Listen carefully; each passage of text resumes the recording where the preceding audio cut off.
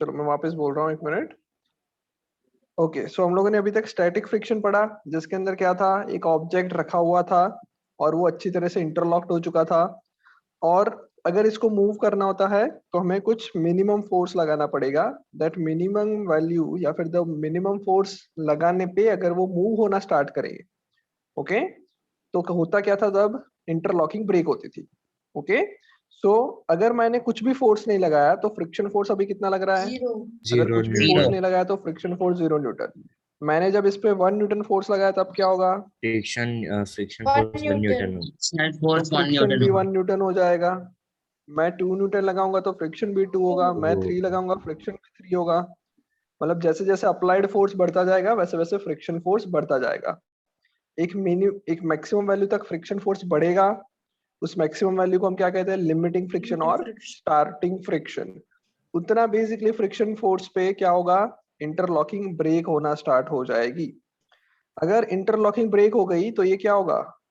Move होगा, slide करना चालू करेगा, अपना मोशन स्टार्ट करेगा। तो अब जब मोशन स्टार्ट कर रहा है तब क्या हो रहा होगा? कंटिन्यूअसली जैसे मोशन स्टार्ट हुआ तो थोड़ा इधर आ गया, आगे बढ़ गया। तो जब ये आगे बढ़ गया तो कंटिन्यूअसली क्या हो गई? कुछ नई इंटरलॉकिंग यहाँ पे होगी। यस और पुरानी इंटरलॉकिंग ब्रेक हो रही होगी। तो जब ये आगे मूव करता है तो कुछ नई इंटरलॉकिंग फॉर्म होती है और कुछ इंटरलॉकिंग ब्रेक होती है। ओके, और अब जो फ्रिक्शन फोर्स लगेगा जब मूव कर रहा है, तब जो फ्रिक्शन फोर्स लगेगा उसको हम क्या कहेंगे? Sliding friction. कोई डाउट? स्लाइडिंग भी कह सकते हैं और उसको डायनामिक भी कहते हैं। स्लाइडिंग या फिर डायनामिक। समझ में आ गया? Yes sir. ना समझ में आ गया? चलो लिखो, लिखो, ये डायग्राम ड्रॉ कर लेना और लिखो the force of friction acting between two bodies, the force of friction acting between two bodies, इसको नीचे ही लिख लेते हैं, when they are sliding upon each other one another, when they are sliding upon one another। With uniform speed लिखने की जरूरत नहीं है, ओके, यूनिफॉर्म स्पीड मत लिखो। another, one another is called dynamic or sliding friction। Okay, diagram भी draw कर लेना।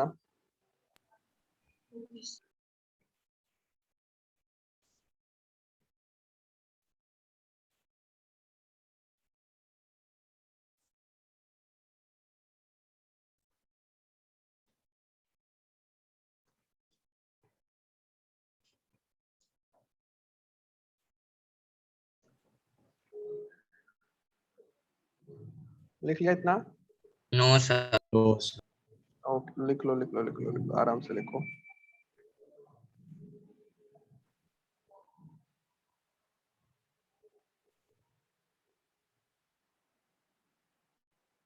ओके, स्लाइडिंग फ्रिक्शन ज्यादा होगा या स्टैटिक फ्रिक्शन ज्यादा होगा? Static friction. कौन सा फ्रिक्शन ज्यादा होगा? Static friction. ओके ओके शायद से कोई दोनों बात नहीं। इक्वल होंगे।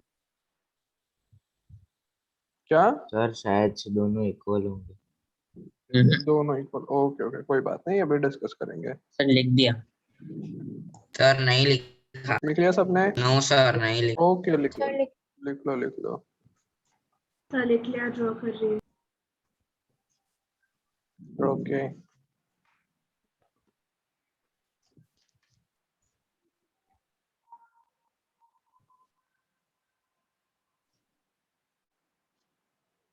Sir done.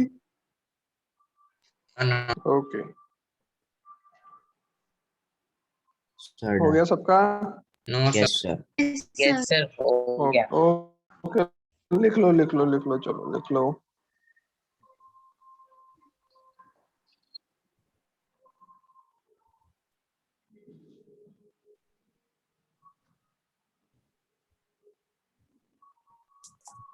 सर आप एक बार स्टैटिक फ्रिक्शन शॉर्ट में समझा दोगे क्या? ये मेरी पहली क्लास है फिजिक्स की ना। पहली क्लासेस मिस की थी तुमने? नहीं सर, मैंने लास्ट वेडनेसडे को ज्वाइन किया था ना। अच्छा अच्छा, क्या नाम है? वेदांत? कवर कर लिया था। हाँ सर। ओके ओके वेदांत, देखो बेटा स्टैटिक फ्रिक्शन क्या होता है, जब कोई ऑब्जेक्ट रेस्ट पे होता है, मूव नहीं कर रहा होता है, तब जो फ्रिक्शन फोर्स लगता है उस पे, उसको हम स्टैटिक फ्रिक्शन कहते हैं। आया समझ में? हाँ सर। ऑब्जेक्ट क्या होगा, ऑब्जेक्ट क्या होगा, रेस्ट पे होगा। रेस्ट पे होगा, तब तक जो फ्रिक्शन फोर्स लगेगा उसको हम स्टैटिक फ्रिक्शन कहते हैं।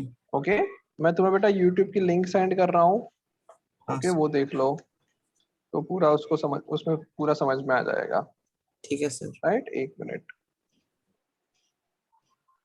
लिंक मैंने सेंड किया, देखो। चलो बड़े बेटा, आगे यहाँ तक लिख लिया सबने? Yes sir. Yes sir. Okay, dynamic friction और स्लाइडिंग फ्रिक्शन। चलो अब देखो, स्टैटिक एंड स्लाइडिंग में ज्यादा मतलब किसकी वैल्यू ज्यादा होगी, किसकी वैल्यू कम होगी। तो लॉजिकली देखो बेटा, फ्रिक्शन होता क्यों है, फ्रिक्शन होने का रीजन क्या होता है? इंटरलॉकिंग फ्रिक्शन होने का reason Interlocking interlocking of between the surface. Irregularities. अब एक बात बताओ, जब स्टैटिक फ्रिक्शन लगता है तो ऑब्जेक्ट रेस्ट पे होता है, यस Yes, और sir. जो पार्टिकल्स है वो मतलब जो इररेगुलरिटीज है वो अच्छी तरह से इंटरलॉकिंग हो चुकी होती है। Yes sir. Yes, और जब स्लाइडिंग फ्रिक्शन होता है तब क्या होता है, तब ये ऑब्जेक्ट मूव कर रहा है। so it's moving. जब अगर कोई इंटरलॉक ऑब्जेक्ट होने के मूव लिए कर टाइम नहीं रहा है मिलता। को टाइम तो नहीं मिलता जल्दी से इंटरलॉकिंग को लॉक अच्छी तरह होने से का। टाइम नहीं मिलता। यस, सो स्ट्रेंथ भी कम होगी, अच्छी तरह से अगर इंटरलॉक नहीं हुआ तो उसका स्ट्रेंथ भी कम होगा। तो इसका मतलब क्या होगा, इसका मतलब ये हुआ कि स्लाइडिंग फ्रिक्शन सर ये इज लिखना है। ऑलवेज, यस यस यस, क्या लिखना है, sliding friction is always less then static friction. Static friction. क्यों, रीजन क्या लिखेंगे? Sir because As sir because जो फ्रिक्शन का इंटरलॉकिंग की जो स्ट्रेंथ है वो काफी कम हो गई, इसलिए तो वो काफी स्लाइड कम हो होगी। गई। Okay, so sliding friction is always less than the static friction, as in sliding friction object is in continuous motion, क्या लिख रहा हूं मैं, continuous object is in motion and hence irregularities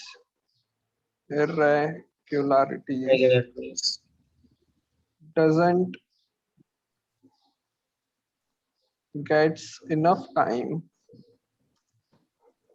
to interlock with each other, and hence the strength of interlocking is weak in the case of sliding friction. Okay, yes sir. also there are continuous interlocking are forming and breaking. Continuous new interlockings are forming and breaking. समझ में आया? जब move कर रहा है तो नए नए सरफेस के कांटेक्ट में आएगा, यस सर, समझ में आ गया। तो कंटिन्यूअसली क्या होगा, इंटरलॉक ब्रेक हो रहा होगा और नए नए फॉर्म हो रहा है।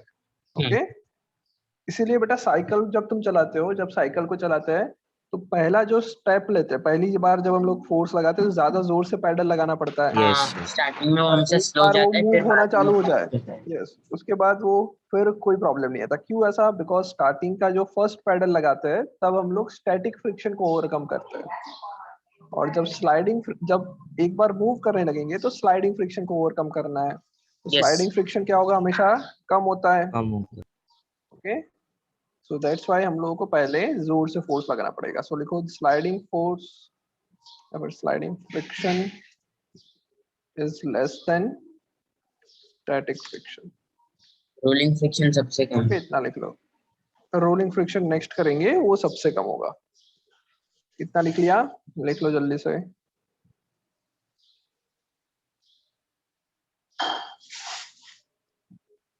ओके, फिर हम कुछ फ्रिक्शन की प्रॉपर्टीज नेक्स्ट हेडिंग डालेंगे। लिख लिया सबने इतना? Yes sir. Yes, yes, ऊपर sir. वाला तो लिख लिया होगा, ऊपर वाला लिख लिया होगा Yes, ना? sir, ऊपर वाला लिख लिया। यस सर ऊपर डायग्राम वाले जो 2 पैराग्राफ है वो लिख लिया, डायग्राम ड्रॉ एंड 2 पैराग्राफ हो गया yes होगा। sir, सिर्फ वो sliding friction is less than वो बाकी है। ओके ओके लिख लो। हाँ ओके, बाद में ये लिखना है प्रॉपर्टीज ऑफ फ्रिक्शन। तो ये पूरा का पूरा हमने ऑलरेडी डिस्कस कर रखा है, वही लिख रहे हैं। क्या है प्रॉपर्टीज ऑफ फ्रिक्शन में? सबसे पहला, friction always opposes the motion of a body and acts in the different opposite to the applied force. आया समझ में? सर ये यस प्रॉपर्टीज सर लिखनी है। हाँ हाँ प्रॉपर्टीज लिखनी है, चारों चारों प्रॉपर्टीज ओके लिखनी है। ठीक है, बहुत सिंपल है, एक बार रीड कर लो।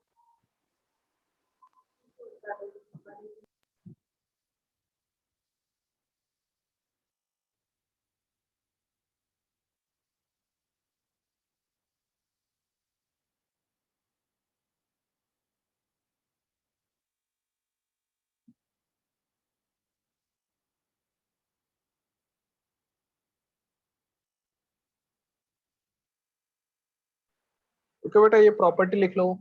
नहीं समझ में आया तो पूछो, बहुत सिंपल है। जब भी बेटा तुम लिखो तो डायरेक्ट मैकेनिकली मत लिखो, जो चीज दी हुई है उसको ध्यान से रीड करते करते लिखो। ओके, साथ में लर्न करते करते लिखो, मैकेनिकली बिल्कुल नहीं लिखना है। पहला क्या है? Friction always opposes the motion of a body. तो जहां पे भी फ्रिक्शन लग रहा होगा वो ऑब्जेक्ट के मोशन से, रिलेटिव मोशन से अपोजिट डायरेक्शन में लग रहा होगा। दूसरा है, friction depends upon the nature of surfaces in contact. Surface कितने रफ है या कितना स्मूथ है उस पर फ्रिक्शन डिपेंड करेगा। Friction increases with the increase in the weight of a body, ये भी हमने डिस्कस किया था। जितना ज्यादा वेट होगा उतना स्ट्रेंथ इंटरलॉकिंग की होगी और उतना ही फ्रिक्शन बढ़ेगा। Friction is independent of area of contact between two surfaces provided the weight of the body and the nature of the surface does not change। तो ये फोर्थ पॉइंट जो है वो थोड़ा हम डिस्कस करेंगे, बाकी सारे लिख लो।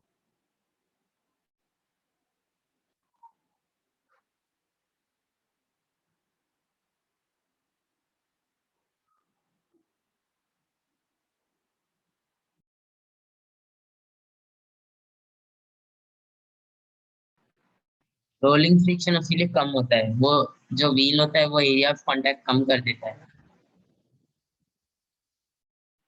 नहीं बेटा ऐसा नहीं होता।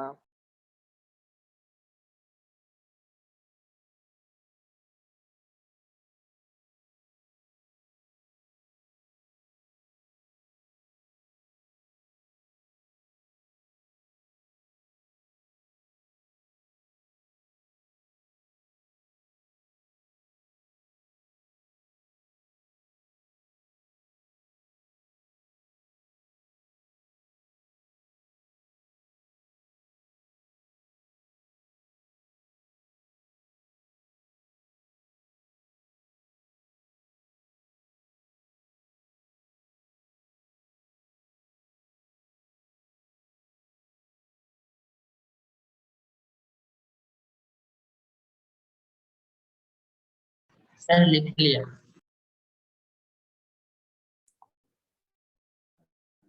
सबने लिख लिया? नो सर, लास्ट पॉइंट बात। No sir. ओके, लिख लो लिख लो लिख लो लिख लो।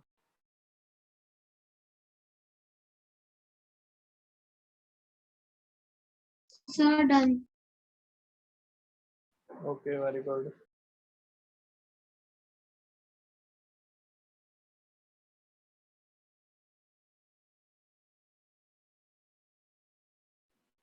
पीयूष समझ में आ रहा है तुम्हें?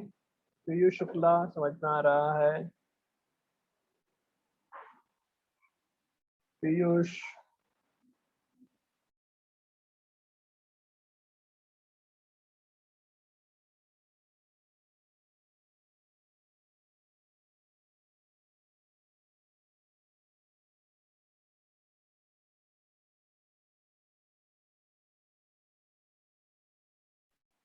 पीयूष समझ में आ रहा है? पीयूष शुक्ला तुम लिख रहे हो, समझ में आ रहा है?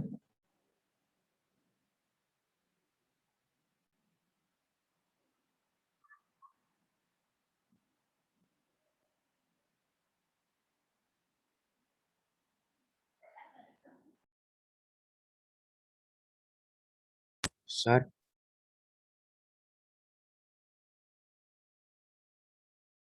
यस बोलो बेटा। सर मतलब फ्रिक्शन के वजह से ही जो इंटर होता है इसलिए वो रबर हम इरेज कर। हाँ हाँ उसी की वजह से होता है। चलो लिख लिया इतना। यस Yes, sir, No, लिख sir, लिया। just on the last point. Okay fourth point समझा। हाँ फोर्थ पॉइंट हम डिस्कस करने वाले हैं। ओके चलो। सो एक क्वेश्चन है तुमसे पहले। एक ऑब्जेक्ट यहाँ पे रखा है मैंने, एक डस्टर है, मान लो डस्टर ऐसा रखा है। ओके डस्टर को ऐसा वर्टिकली रखा एक बार, दूसरी बार उसी डस्टर को मैंने ऐसा टेढ़ा कर दिया। और बताओ ये दोनों केस में फ्रिक्शन फोर्स किस पे ज्यादा होगा, कब कम होगा, कब सर ज्यादा होगा, ये बताओ। वर्टिकल है ना वर्टिकल पे ज्यादा होगा। सर दोनों पे में सेम। ज्यादा थोड़ा सोच सर क्योंकि सोच के उसका बताओ। जो एरिया है बहुत छोटा है तो हाँ सर, जो वर्टिकल में रखा कहाँ हुआ है पे? वो एरिया काफी छोटा है, इसलिए प्रेशर कम लगेगा, सॉरी प्रेशर ज्यादा ज्यादा लगेगा। लगेगा। फ्रिक्शन सेकंड केस में ज्यादा होगा।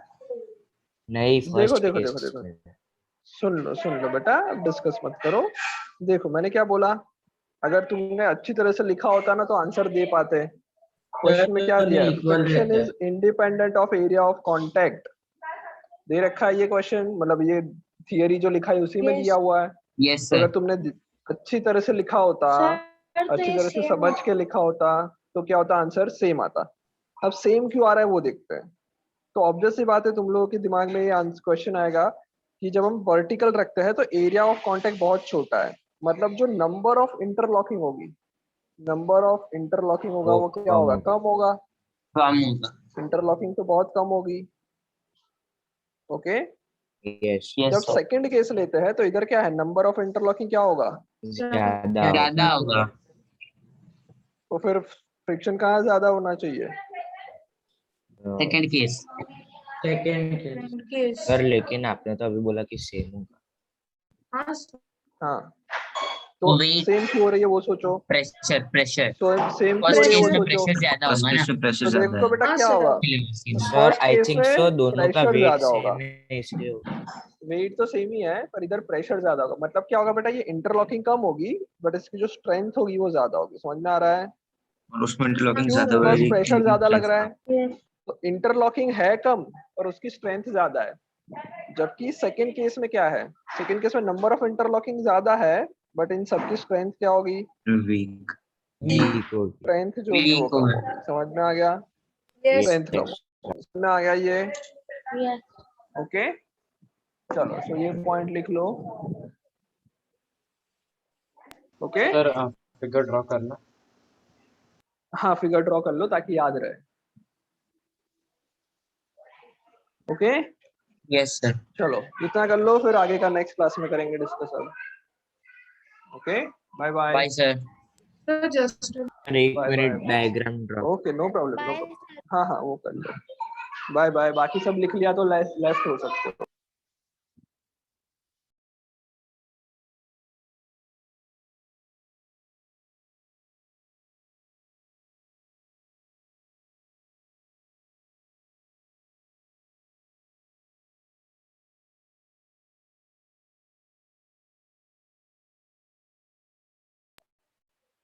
हो गया सबका। yes. No sir no sir. Yes sir. Screenshot ले लो, स्क्रीनशॉट ले लो, ऐसा हो तो मॉड्यूल में से ही लिखवा रहा हूँ मैं ये। Okay yes sir done. चलो bye bye bye Bye, bye sir. Sir. Bye bye bye bye bye sir. Bye sir. Bye bye bye bye.